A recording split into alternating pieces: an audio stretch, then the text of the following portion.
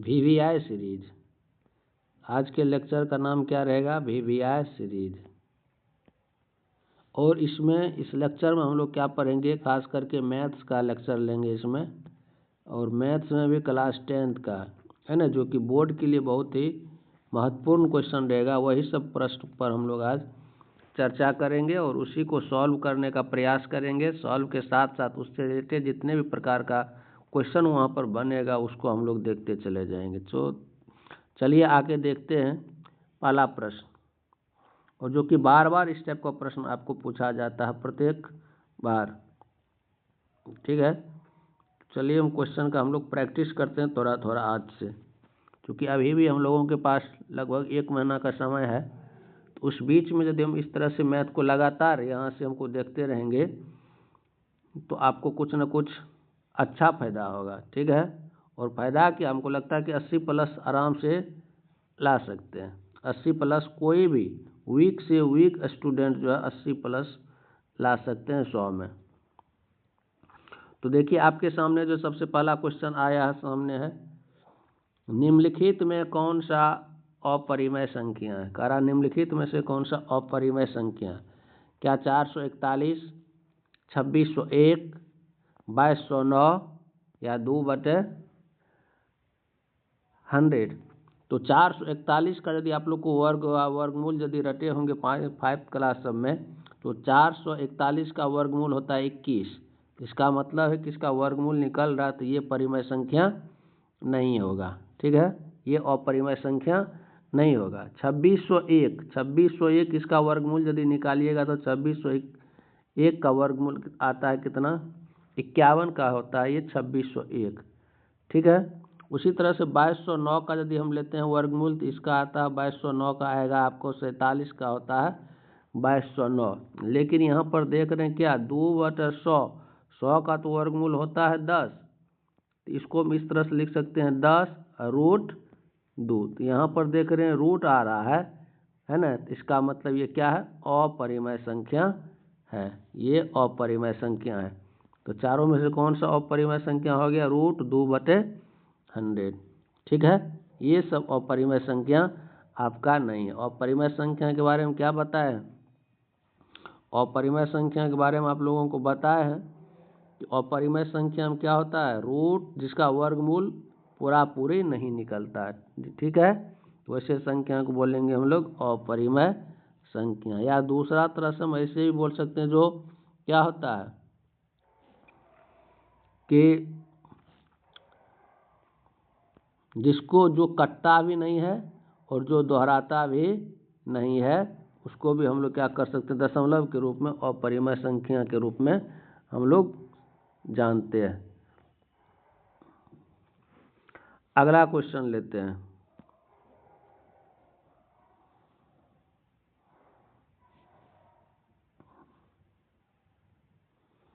अगला क्वेश्चन है कि यदि 2 धनात्मक पूर्णांकों के लॉसव और मोशन समान हो तो संख्याएं होंगी। लॉसव भी समान होना चाहिए और मोशन भी समान होंगे, तो वह संख्या किसके बराबर होंगी? 2 धनात्मक पूर्णांक का लॉसव और मोशन समान हो तो संख्याएं क्या होगी? ठीक है, क्या अभाज्य होगी? अभाज्य संख्या कोई भी ले लीजिए। अभाज्य संख्या मंथली हम लेते हैं 2 और 3, क्या अभाज्य संख्या होगा? अभाज्य संख्या तो लेते हैं, क्या हो रहा है? मौसो यहाँ पर ले रहे हैं तो 1 आ रहा है, लेकिन लॉसो 36, इसका तो समान नहीं होगा। तो समान होना चाहिए, इसका तो अभाज्य संख्या तो नहीं होगा। सअभाज्य या संयुक्त संख्या, संयुक्त संख्या या बराबर, क्या बराबर? इसका मतलब संयुक्त संख्या वह हो सकता है। संयुक्त संख्या, अभाज्य संख्या जो है उसको क्या कहेंगे? संयुक्त संख्या। जिससे संयुक्त संख्या हम लिख सकते हैं 2 और 4। ठीक है, 2 और 4 को यदि हम मान लेकर के देखते हैं, 2 और 4 तो संयुक्त संख्या है, तो 2 4 का लॉसव क्या आ जाएगा? 4 आएगा, लेकिन मौसव 2 आ जाएगा। ठीक है, 2 धनात्मक पूर्णांक का लॉसव और मौसव समान होना चाहिए। तो इसका मतलब 2 समान संख्या भी ये हो सकता है, बराबर होना चाहिए दोनों। ठीक है, क्या आ जाएगा इसका? मान लीजिए 4 4 ले लेते हैं, तो इसका लॉसवा भी 4 आएगा और मौसवा भी 4, यानी ये दोनों बराबर संख्या में होना चाहिए। चलिए आगे देखते हैं।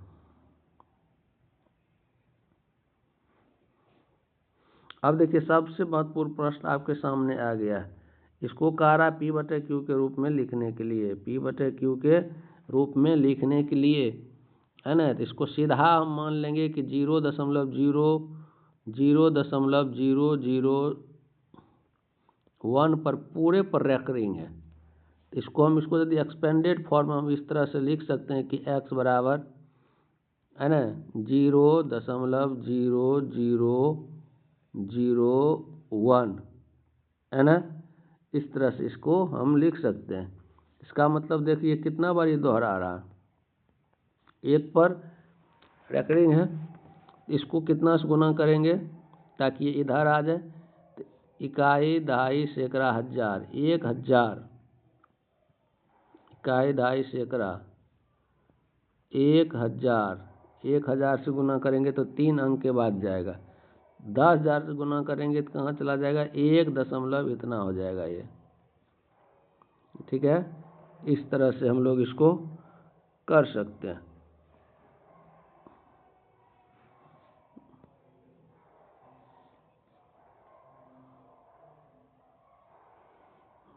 ठीक है,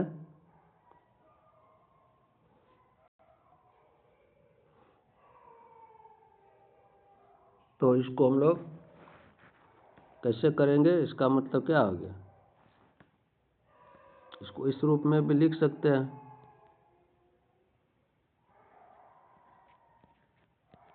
और इसको इस तरह से ऊपर नीचे जब हम लोग क्या करेंगे, घटा देंगे, तो यहाँ पर कितना आ जाएगा, 9,999x, इधर कट जाएगा तो क्या आ जाएगा आपका, 1 आ जाएगा। कितना आ जाएगा, x बराबर 1/9,999 आ रहा है, ठीक है। आपका कौन सा ऑप्शन हो जाएगा, ये वाला ऑप्शन हो जाएगा आपका, है ना। इसी तरह से 2-4 इस पर और प्रश्न देखते हैं। मान लीजिए यदि इस तरह से रहता है प्रश्न कि 0.72 दे करके रेकरिंग दे दिया, है ना। इसको P/Q के रूप में हम लोग कैसे लिखेंगे, इसको भी हम लोग क्या करेंगे, तो इसका मतलब क्या हुआ कि x बराबर क्या हो गया, जितना पर रेकरिंग है, इसका मतलब वह क्या है कि बार बार वह दोहरा रहा है। इस तरह से भी हम लोग लिख सकते हैं। तो जितना अंक दोहरा रहा है, जितना अंक पर रेकरिंग है, उसको क्या करने, उतना से हम लोग मल्टीप्लाई करेंगे। 1 पर यदि रेकरिंग है तो 10 से मल्टीप्लाई करेंगे, डबल अंक पर है तो 100 से मल्टीप्लाई करेंगे। तो 100 से मल्टीप्लाई हम लोग करते हैं तो कितना हो जाता है, 100x बराबर क्या लिखेंगे, तो जैसे ही 100 से मल्टीप्लाई किए तो 2 अंक दशमलव क्या होगा कि दायां तरफ घिसकेगा, तो क्या हो जाएगा, ये क्या हो जाएगा, ये 72.72, इस तरह से ये जाता रहेगा। जब इसको हम ऊपर नीचे घटाते हैं, ये क्या हो जाएगा, 100 में से x चला गया तो 99x हो जाएगा आपका। 99x बराबर क्या हो जाएगा, इधर 72 कट जाएगा, है ना, ये सारा कट जाएगा। क्या बच जाएगा, 0, इधर क्या बच गया, 72, क्योंकि इधर क्या है, 0 है। तो यहाँ पर x बराबर कितना हो जाएगा, 72/99। इस तरह से हम लोग क्या करते हैं, इस तरह के सवाल को आराम से सॉल्व कर सकते हैं, ठीक है। चलिए एक प्रश्न और लेते हैं। किसी पूर्णांक m के लिए विषम संख्या का रूप क्या है, विषम संख्या का रूप इसमें से क्या हो सकता है, किसी भी पूर्णांक, मान चलिए कि m है, तो m की जगह पर कोई भी संख्या यदि हम लिखते हैं, m की जगह पर कोई भी संख्या यदि हम लोग लिखते हैं, तो ये तो नहीं, यहाँ पर तो 3 भी लिख सकते हैं, 4 भी लिख सकते हैं, 5 भी लिख सकते हैं। इसका तो ये कुछ भी हो सकता है, सम विषम, है ना। जैसे 6 है, तो किसी भी संख्या को 6 से यदि मल्टीप्लाई, चूँकि 6 क्या है, सम संख्या, तो सम संख्या हम किसी भी संख्या को मल्टीप्लाई करेंगे तो वो क्या हो जाएगा, सम हो जाएगा। इसलिए ये भी विषम का रूप नहीं होगा, ये भी विषम का रूप नहीं होगा।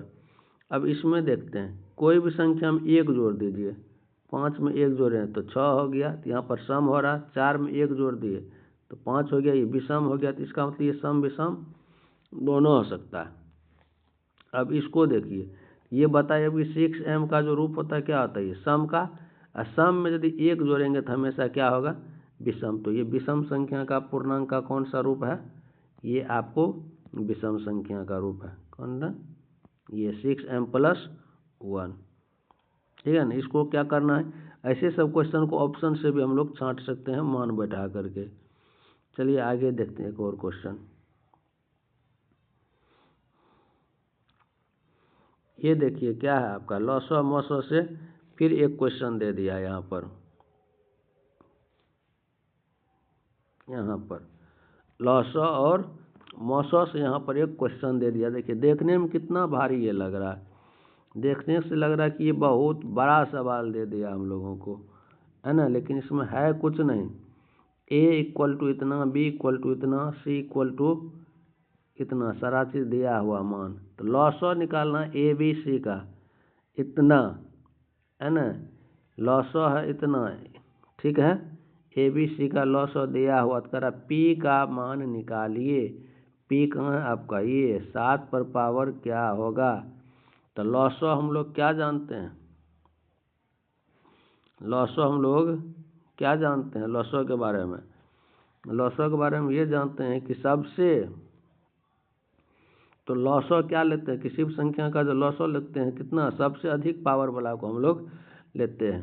तो यहाँ पर देख रहे हैं कि बी में क्या दे रहे हैं, 7 पर पावर p है ना, 7 पर पावर p है, 7 और कहीं यहाँ पर भी है, 7 3 है ना, 7 पर पावर यहाँ पर 3 है, और यहाँ पर देख रहे हैं लॉसो में क्या है, 7 पावर 4 है। इसका मतलब यहाँ पर भी क्या आना चाहिए, 7 पर पावर 4 होना चाहिए, 7 पर पावर 4 होना चाहिए, है ना, 7 पर पावर 4 होना चाहिए। और यहाँ पर है 7 पर पावर p, है ना, 7 पर पावर 4 क्यों, क्योंकि यहाँ पर देख रहे हैं लॉसो में 7 पावर 4 आया। इसका मतलब p का जो वैल्यू होगा कितना होगा, 4 होगा। p का वैल्यू 4 आपका कहाँ पर दिखाई दे रहा है, ये है p का वैल्यू 4, है ना। तो ऐसे सब क्वेश्चन को, चूँकि ये ऑब्जेक्टिव वाला क्वेश्चन है, बहुत ज़्यादा मता लगाने की आवश्यकता नहीं है। ऐसे सब क्वेश्चन को हम लोग इसी तरह से हल करेंगे। ठीक है, आज मात्र 5 क्वेश्चन, यदि अच्छा लगेगा तो फिर बोलिएगा, अगला दिन जो हम लोग कल फिर 5 क्वेश्चन इसी तरह से छोटा छोटा क्वेश्चन और महत्वपूर्ण प्रश्न को लेके लेंगे, ताकि बोर्ड में हमको बहुत ज़्यादा नॉलेज का ज़रूरत नहीं, वहाँ पर मार्क हमको उठाना अधिक से अधिक। ठीक है, इसको देखते रहिए और सब्सक्राइब कीजिएगा, ठीक है, लाइक कीजिएगा।